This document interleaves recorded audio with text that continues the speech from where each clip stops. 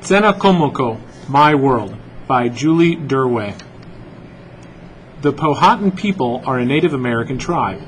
They made contact with the English, who would settle Jamestown in 1607. Tsenacomoca, also spelled Tsenacomoco, is the Powhatan name for their homeland, what is now Virginia and parts of the Eastern Shore. As you read, take notes on how the narrator describes her life before and after the English arrived. As I hold you in my arms, my son, I wonder if you will ever experience the world of your Powhatan ancestors. Let me tell you, Thomas, of my own childhood in Virginia before and after the English came. I was born the daughter of a mighty Indian chief, Powhatan. My father controlled many of the native tribes in the eastern part of the land the English call Virginia. Although I am now called Rebecca in the English world, in our Indian world I was known as Amonute. According to our custom, I spent my first years with my mother and her relatives, but my father often visited us. Our family ties were strong. Every morning, we rose early to greet the sun. We offered prayers of thanksgiving for the new day and bathed in the cold river.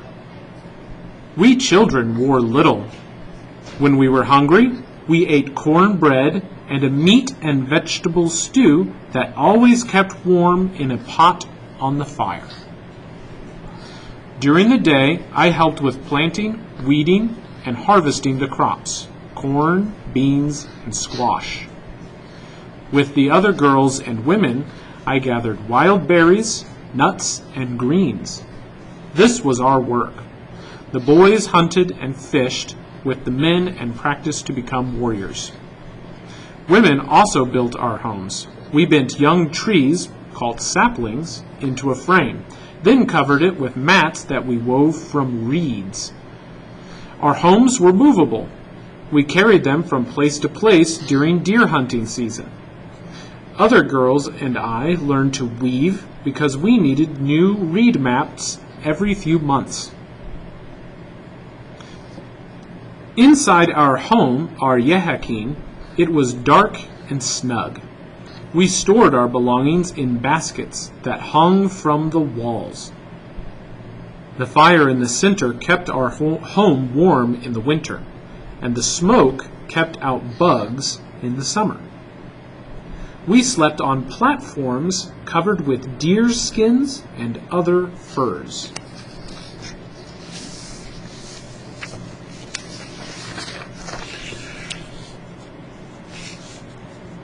I was never lonely as a child, for there are always family members around.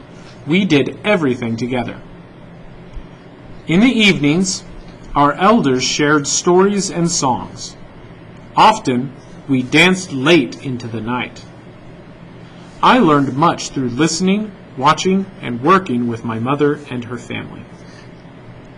When I was about 8 years old, I went to live with my father, your grandfather, Chief Powhatan. I soon became my father's favorite daughter. I had grown into a strong, sturdy girl with an independent streak. My father nicknamed me Pocahontas, which means little mischievous one. In my father's village, I observed the coming and going of important people. Powhatan often hosted large feasts, which I helped prepare. When I was 11, the English came to our land. They had traveled across the great water with the hope of finding a new land filled with riches. Instead, they found many hardships. Without enough food and supplies, they suffered greatly from hunger and sickness. Many of them died. That was the English year 1607. My father was unsure if the English were friends or foes. Foes means enemies. They brought no women or children, as if they planned to make war. And they built a fort around their settlement. It was a dilemma or a problem for my father. Should he consider the English his friends or go to war against them? I first met Captain John Smith when my father's warriors captured him. He was a powerful leader of the English, and our people respected him for his bravery. The Powhatan holy men declared him to be our friend. During a special ceremony, Captain Smith came to believe that I saved him from being put to death by my father. In fact, it was Powhatan who made the decision to treat Captain Smith as an adopted son. As a young girl, I had little power over what happened to anyone. Captain Smith was released, and my father gave food to the settlers. He helped them to survive. Though I was but a child, and Captain Smith was a grown man and a foreigner, we became friends. He treated me kindly and gave me gifts of beads. But when I visited the Jamestown settlement, I didn't go to see Captain Smith. I mostly spent time playing with the young boys there. As time passed, the friendship between my father and the English began to fall apart. Captain Smith did not act the way an adopted son should. He went against my father's wishes and continued to build his settlement, called Jamestown.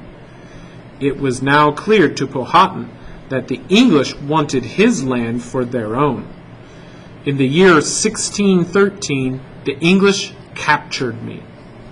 They held me against my will for 1 whole year, hoping to make my father change his mind. But it didn't work. During that year, I fell in love with your father, an Englishman named John Rolfe. Though I already had an Indian husband, John asked my father for his permission to marry me. When Powhatan agreed, it was the end of my life as I had known it. John Rolfe and I were married in 1614. I see now that the English changed the way of life for my people. There is less land for the Powhatan people to farm, so they cannot always sustain themselves in the old ways. They have begun to depend on the English for food and trade goods. Sickness and death have done terrible things to my people, the result of diseases brought by the English. I fear that the world of my childhood is gone forever.